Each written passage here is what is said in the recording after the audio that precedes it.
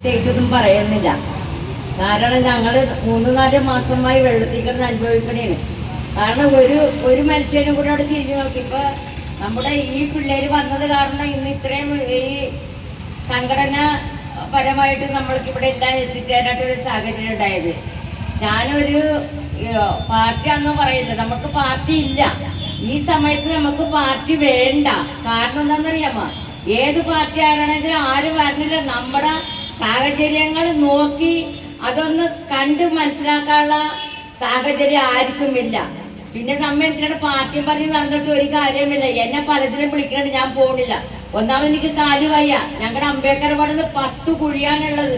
ആരെങ്കിലും ഇപ്പൊ നുണ പറയണമെങ്കിലേ ആരെങ്കിലും വന്ന് നോക്ക്, 10 കുഴിയാണ്. ഒരാള് മരിച്ച അവിടെ കൊണ്ട് നമുക്ക് റീത്ത് വെച്ച് ആ ശവം അവിടെ അടക്കാം. അതുമാരുടെ കുഴിയാണ് ഞങ്ങളുടെ ആ പ്രദേശം കിടക്കുന്നത്. ഇന്ന് വരെ ആരും അന്വേഷിക്കുക തിരക്കിയ ഒന്നും ചെയ്തിട്ടില്ല. ഈ ജനകീയ സമിതി വന്ന് എന്നെ നേരത്തെ വിളിച്ചെങ്കിൽ ഞാൻ അത്ര നിസ്സാരമാക്കി കളഞ്ഞു. പക്ഷെ ജനകീയ സമിതിയിൽ ഇത്രയും പ്രാബല്യം ഉണ്ടാകുമെന്നുള്ളതും എനിക്കറിയില്ലായിരുന്നു. പക്ഷെ അതിനെല്ലാം ഞാൻ സഹകരിച്ച് ഞാൻ 2-3 വാക്കൊക്കെ ഞങ്ങളുടെ പ്രദേശങ്ങളിലൊക്കെ പറഞ്ഞ് ആരും അതിന് നമ്മളോട് വഴക്കൊന്നും ഇതുവരെ കാണിച്ചിട്ടില്ല. ഇന്ന് ഞങ്ങൾ താമസിക്കണ വെള്ളമാണ്. ഞാൻ പറഞ്ഞ കുഞ്ഞുമോൻ എന്ന് പറയുന്ന ഒരു വീട് നശിഞ്ഞ് നാരായണക്കല്ല് തല്ലി കിടക്കണേണ്. എന്നിട്ട് ഒരു മനുഷ്യൻ ഒരു പാർട്ടിക്കാരും അവിടെ വന്ന് അന്വേഷിക്കുക തിരക്കില്ല. എപ്പോഴും ആ വീട് ഇടിഞ്ഞ് പൊളിഞ്ഞ് എന്തെങ്കിലും നാശനഷ്ടം ഉണ്ടാകും. അതുപോലെയാണ് ഞങ്ങളുടെ ആ പ്രദേശം വന്ന് കിടക്കണത്. ഇപ്പൊ അംബേദ്കർ റോഡ് നമ്മുടെ കിഴക്ക് വശത്തോട്ട് വന്നിട്ടുണ്ടെങ്കിൽ ചെളിവെള്ളമാണ്. ചെളിവെള്ളമല്ല, ഒരു കരിനിറം. നമുക്ക് അങ്ങോട്ട് പടിഞ്ഞോട്ട് ഇങ്ങോട്ടൊരു ഇത് വെച്ച് തോട്. ആ തോട്ടില് ആരോ വന്ന് ഒരു 16 ചാക്ക് ബിരിയാണി കൊണ്ടുവന്ന് അവിടെ ഈ നമുക്ക് വെള്ളം പോണ സ്ഥലത്ത് കൊണ്ടുവന്ന് ഇട്ട്.